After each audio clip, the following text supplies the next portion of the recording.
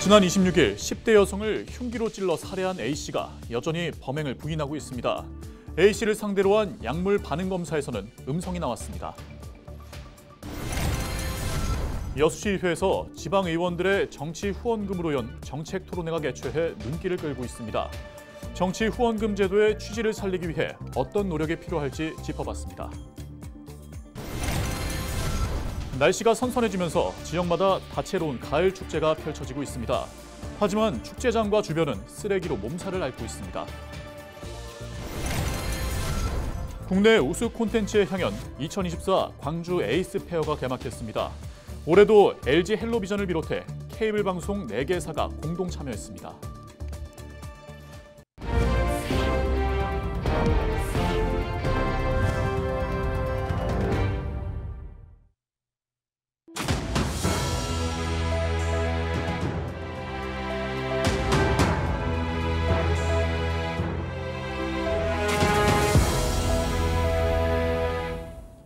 시청자 여러분 안녕하십니까? 헬로티비 전남 뉴스입니다. 심야 시간대 순천 도심에서 10대 여성을 흉기로 살해한 30대 남성에 대한 약물 반응 검사 결과 음성 판정이 내려졌습니다. 순천경찰서는 살인 혐의로 입건된 피의자 A씨의 정신 상태를 확인하기 위해 마약 검사를 실시한 결과 음성이 나왔다고 밝혔습니다. A씨의 통화 내역 등을 확인해 피해자와의 관계 등을 조사할 계획이라고 설명했습니다. A씨는 당시 만취해 범행이 기억이 나지 않는다고 진술한 것으로 전해졌습니다. 광주와 전남 지역에서 불법으로 배달 대행 기사로 일한 외국인 유학생 48명이 적발돼 범칙금 처분을 받았습니다. 광주 출입국 외국인 사무소는 적발된 외국인 48명을 출입국 관리법 위반 혐의로 각각 200만 원에서 500만 원의 범칙금 처분을 했다고 밝혔습니다. 범칙금 처분을 받은 외국인 대부분은 베트남과 우즈베키스탄 국적으로 주로 유학비자나 구직비자를 가지고 배달업종에 불법 취업했고 무면허와 무보험으로 배달 대행기사 활동을 한 것으로 알려졌습니다. 여수시의회에서 정치 후원금으로 마련된 정책 토론회가 열려 눈길을 끌고 있습니다. 지방의원 후원 제도가 도입되면서 의정 활동에 의미를 더하는 새바람이 불고 있습니다. 보도에 송하영 기자입니다. 27일 여수시의회에서 정책 토론회가 개최됐습니다. 여성들이 가정과 직장에서 겪는 애로사항을 수렴하고 이를 해결하기 위한 정책을 구상하기 위한 자리입니다. 그런데 이번 토론회, 기존과 다른 방식으로 열려 지역민들의 관심이 쏠렸습니다. 여수 지역 최초로 정치 후원금을 통해 마련됐기 때문입니다. 후원금으로 주최한 문갑태 정신출 의원은 의정 활동에 책임감이 커졌다고 전했습니다. 첫 번째로 시민들이 만들어준 최초의 정치후원금 제도로 여성들의 일과 삶을 어떻게 하면 균형 있게 하면서 지속 가능한 삶의 정책을 실현시킬 수 있을까 하는 그런 정책을 마련하는 토론회를 이번에 준비하게 되었습니다. 우리 정치 후원금이라고 하는 게 사실은 정치 참여의 첫걸음이라고 저는 생각을 하거든요. 차후에 여러 가지 형태의 간담회를 통해서 정말 시민들이 가지고 있는 그 머릿속에 들어있는 정책들을 저희가 꺼내서 그걸 실행하는 일들, 그게 저희 의원들의 소임이 아닌가 이런 생각을 합니다. 지방의원 후원 제도는 지난 7월 1일부터 도입됐습니다. 그동안 국회의원을 대상으로 실시됐던 제도가 광역과 기초의원에도 적용된 겁니다. 연간 모금 한도는 도의원 5천만 원, 시군의원 3천만 원입니다.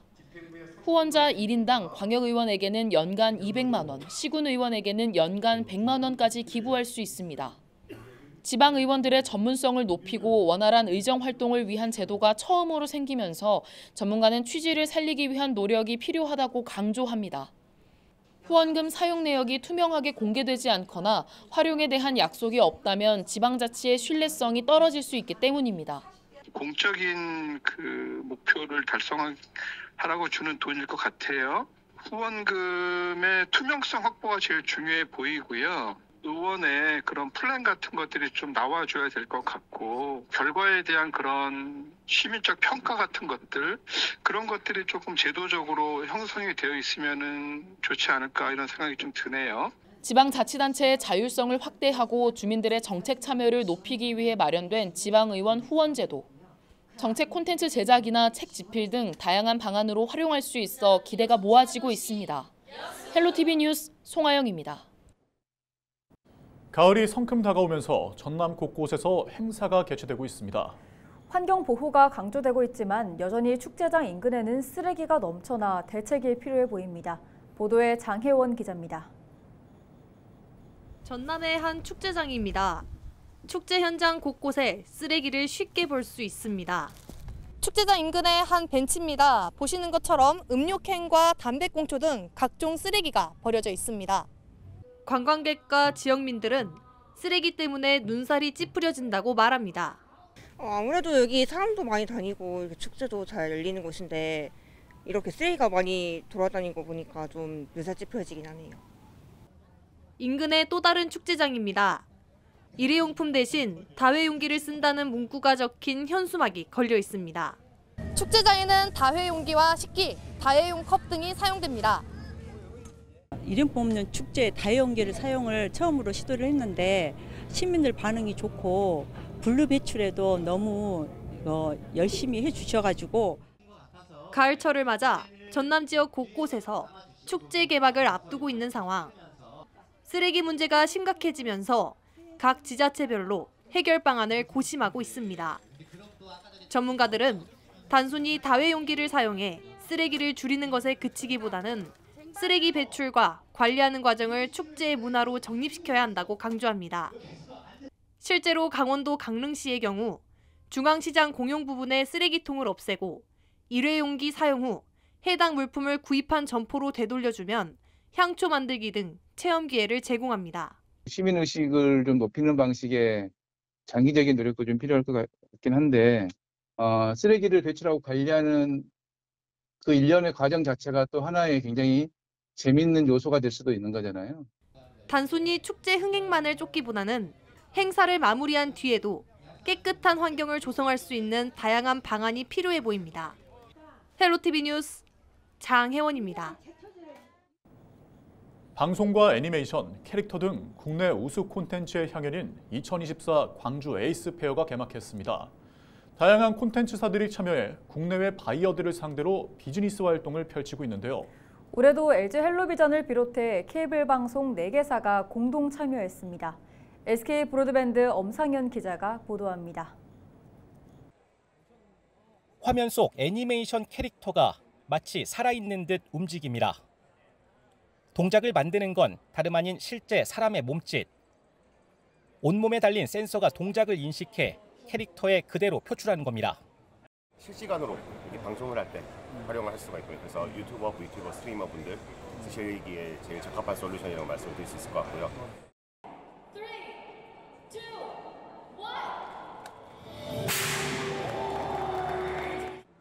국내 최대 콘텐츠 종합 전시회 2024 광주 에이스 페어가 개막했습니다. 2006년부터 매년 열리는 이 행사는 방송과 애니메이션 캐릭터, AI, VR, AR, 메타버스 등 최신 콘텐츠와 기술을 만나볼 수 있습니다. 올해는 모두 30개 나라에서 400여 개 관련 회사가 홍보 부스를 차리고 외국 바이어를 상대로 수출 상담을 벌이고 있습니다. My purpose to be here is looking for K-content like K-dramas or movies or K-pop concerts to a screening in Mexican cinema, Mexico and Latin America like Peru, Argentina, Chile and another Latin countries. 특히 올해도 SK 브로드밴드와 LG 헬로비전, 딜라이브, HCN 등 국내 케이블 방송사 4곳이 공동으로 참여해 콘텐츠 판로 개척에 나섰습니다. K 콘텐츠가 전 세계적으로 열풍을 이끄는 가운데 양질의 방송 콘텐츠를 전 세계에 알리는 기회가 되고 있습니다. 작년에 이어서 올해 연속적으로 4대 MSO가 함께 모여가지고 참여를 하고 있고요. 각사마다 특색이 있는 양질의 콘텐츠들이 많이 있습니다. 그것들 아무래도 각사마다 유통 판로를 찾는 데 좀 한계가 있기 때문에 같이 이렇게 뭉치고 홍보하는데 이 밖에도 행사 기간 콘텐츠 관련 다양한 부대 행사들이 관람객들을 맞이합니다. 네, 국내 최대 규모 콘텐츠 종합 전시회인 2024 광주 에이스 페어는 오는 29일까지 나흘간 광주 김대중 컨벤션 센터에서 계속됩니다. BTV 뉴스 엄상현입니다.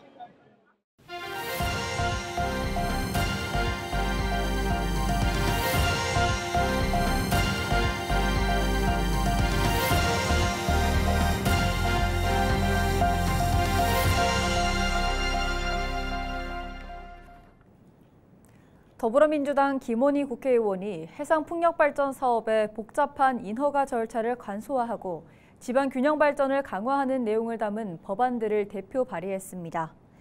김원희 의원은 국내 해상풍력이 육상풍력과 비교해 입지 제약이 적고 대량 전력 생산이 가능한 점 등 이점이 있지만 인허가 절차가 완료되기까지 최소 6년이 소요돼 보급에 어려움을 겪고 있다며 해상풍력발전 보급 촉진 특별법을 통해 관련 사업이 속도감 있게 추진될 수 있도록 해야 한다고 강조했습니다.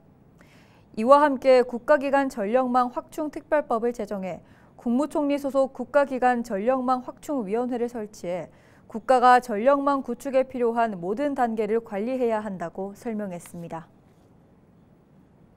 남도 음식명인의 요리를 3,000원에 맛볼 수 있는 국제 남도 음식문화 큰잔치가 목포에서 개막했습니다.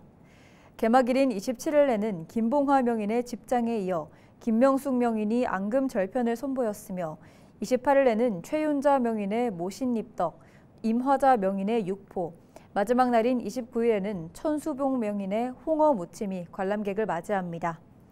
이번 행사에서는 전남 22개 시군에서 준비한 대표 음식을 직접 맛볼 수 있으며 현장 투표로 인기 음식도 선정합니다. 이 밖에도 미슐랭 스타 셰프 니시무라의 요리와 중국 요리대가 여경옥 요리장의 자장면 시연 등이 펼쳐질 예정입니다. 2024 전라남도 모터바이크 페스티벌이 27일부터 사흘 동안 영암 국제자동차 경주장에서 펼쳐집니다. 전남도 모터바이크 페스티벌은 8시간 내구 레이스와 코리아 트로페오 최종 결승전, 해외 브랜드 교육, 서킷 연습 주행 등 다양한 행사로 구성됐습니다.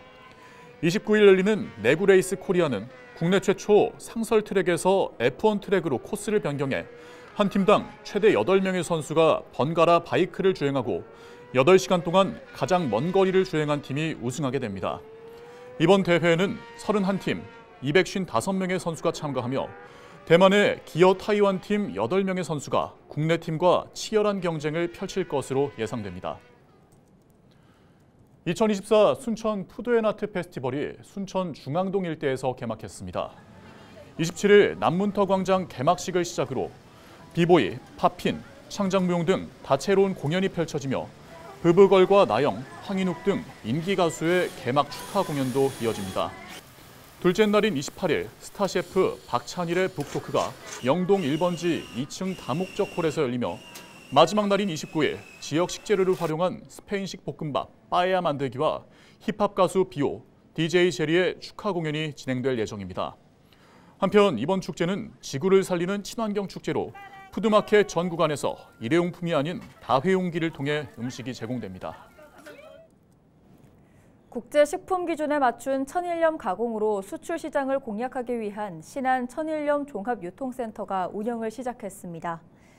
천일염 종합유통센터는 170억 원을 들여 공장 행정, 연구 분석실 등을 갖추고 연면적 4,952제곱미터 규모로 건립됐습니다.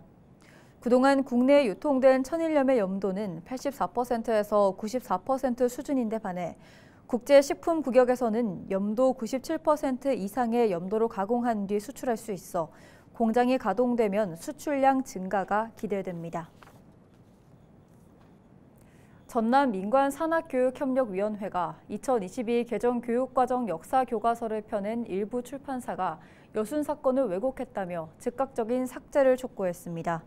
전남민관산학교육협력위는 27일 보도자료를 통해 여순 사건 특별법에 따라 여순 사건 당시 민간인 희생이 인정됐지만 최근 교육부가 검정 승인한 일부 역사교과서에서는 반군이나 반란 등으로 표현하며 역사적 사실을 왜곡하고 있다고 비판했습니다.